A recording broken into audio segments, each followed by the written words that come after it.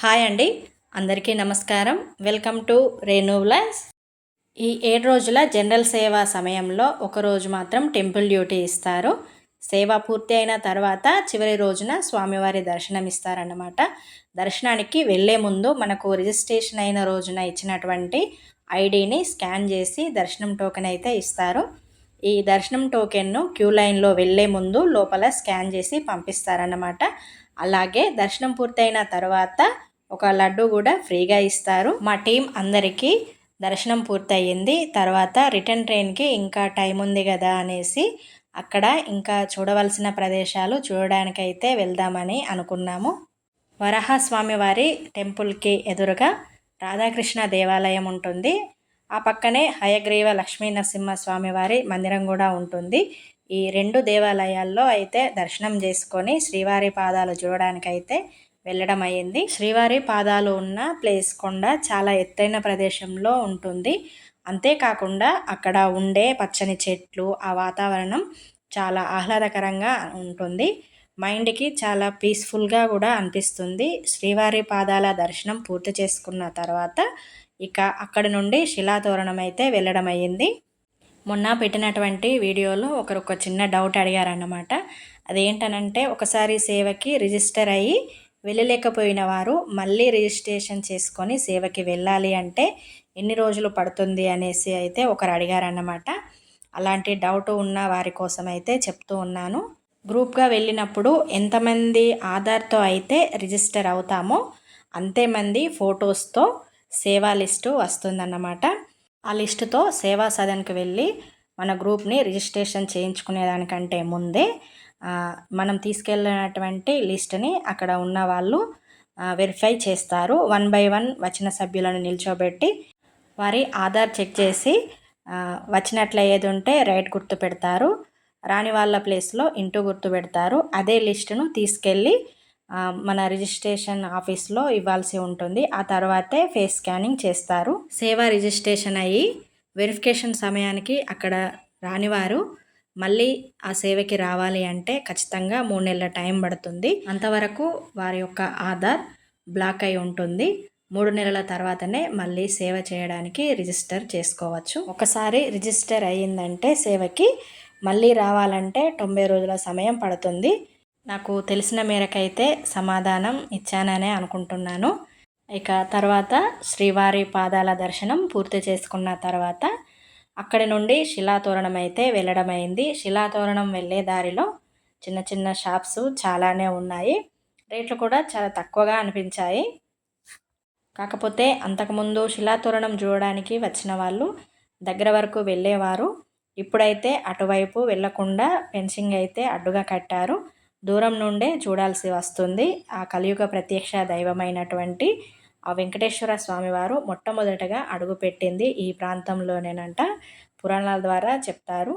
చాలా పురాతనమైన బండరాలు కావడంతో వాటిపై ఎక్కినప్పుడు కానీ వాటి పక్కన ఉన్నప్పుడు కానీ దొర్లిపడే అవకాశం ఉందనే కావచ్చు అడ్డుగా ఫెన్సింగ్ అయితే వేశారు. శిలాతోరణం వచ్చేసి ప్రకృతి సహజంగా కొన్ని లక్షల సంవత్సరాల క్రితం ఏర్పడిన అరుదైన శిలాతోరణంను చూడవలసిన ప్రదేశం. శిలాతోరణం చక్రతీర్థంకు దగ్గరలోనే ఉంటుంది. ప్రపంచంలోనే ఇటువంటి శిలాతోరణాలు 3 మాత్రమే ఉన్నాయంట. ఈ అరుదైన శిలాతోరణంను చూడాలంటే ఉదయం 6 నుండి 8 గంటల లోపు మంచు కురిసే సమయంలో చూసినట్లయితే ఇంకా మంచి అనుభూతిని కలిగిస్తుందని అంటారు. ఎన్నిసార్లు వచ్చినా శిలాతోరణం చూడడానికి అస్సలు కుదరకపోవు. ఈసారి మాత్రం చూసే అవకాశం దక్కింది. శిలాతోరణం చూసిన తర్వాత ఇక అక్కడి నుండి కిందకు నడిచి వెళ్తే చక్రతీర్థం కూడా ఉంటుంది. కాకపోతే మెట్లు ఎక్కడం ఇబ్బంది ఉన్నవారికి కష్టంగా ఉంటుంది. చాలా మెట్లు ఉన్నాయి. ఎక్కడం దిగడం జాగ్రత్తగా ఉండాలి. చక్రతీర్థంలో స్వామివారి దర్శనం పూర్తి చేసుకొని కొన్ని వాటర్ తలపై చల్లుకొని రిటర్న్ అయ్యాము. ఇక్కడికి రావడానికి వెహికల్ని ప్యాకేజ్గా మాట్లాడుకొని రావడం అయ్యింది. శ్రీవారి పాదాలు దర్శనానికి వెళ్ళి ఆ తర్వాత శిలాతోరణం, చక్రతీర్థం, ఆకాశగంగా, పాప వినాశనం, వేణుగోపాల స్వామి దర్శనం వీటన్నిటికీ కలిపి 200 రూపాయలు ఛార్జ్ చేస్తున్నారు. అక్కడ ఉండే జీబు వాళ్ళు ఇవన్నీ ప్యాకేజ్ కింద మాట్లాడుకొని తీసుకువెళ్తున్నారు.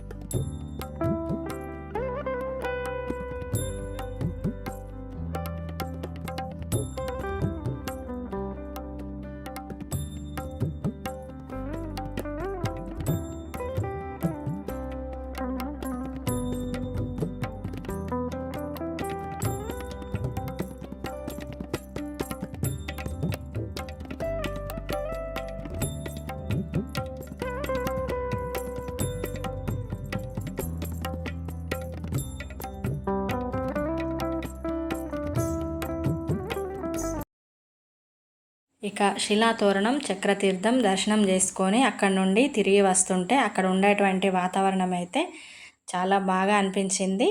అంతేకాకుండా అక్కడ స్వామివారి దశావతారాలను అయితే భక్తులకు మరింత ఆకర్షించేవిగా ఉన్నాయన్నమాట.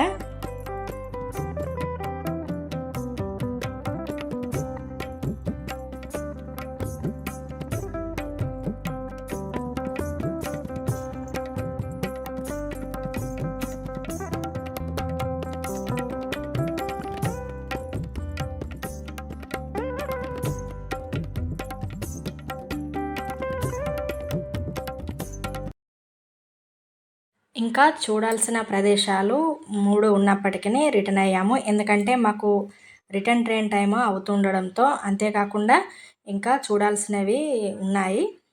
కొండ కింద పద్మావతి అమ్మవారి దర్శనం చేసుకోవాలి, అలాగే గోవిందరాజస్వామి వారి దర్శనం కూడా చేసుకోవాలి అనేసి కొండ కిందకైతే వచ్చేసాము. తిరుమల కొండపైన ఉన్నన్ని రోజులు ఎండ తీవ్రత అయితే ఎక్కువ కనిపించలేదు.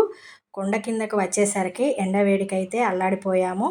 విష్ణు నివాసంలో లాకర్ తీసుకొని ఫ్రెష్ అయిపోయి పద్మావతి అమ్మవారిని అలాగే గోవిందరాజస్వామి వారిని దర్శనం చేసుకొని రిటర్న్ ట్రైన్ అయితే ఎక్కేసాము. ట్రైన్లోనే అమ్మడానికి వచ్చినవి అయితే కొనేసి ఒకరికొకరం అయితే షేర్ చేసుకున్నాము. చిన్నప్పుడు స్కూల్లో తిన్నదైతే గుర్తుకు వచ్చింది. ఇదేనండి ఈరోజు వీడియో. నా వీడియో కనుక మీకు నచ్చినట్లయితే లైక్ చేయండి. అలాగే మొదటిసారి చూస్తున్నట్లయితే తప్పకుండా సబ్స్క్రైబ్ చేయండి. మరిన్ని మంచి వీడియోస్తో మీ ముందుకైతే వస్తాను. Thank you.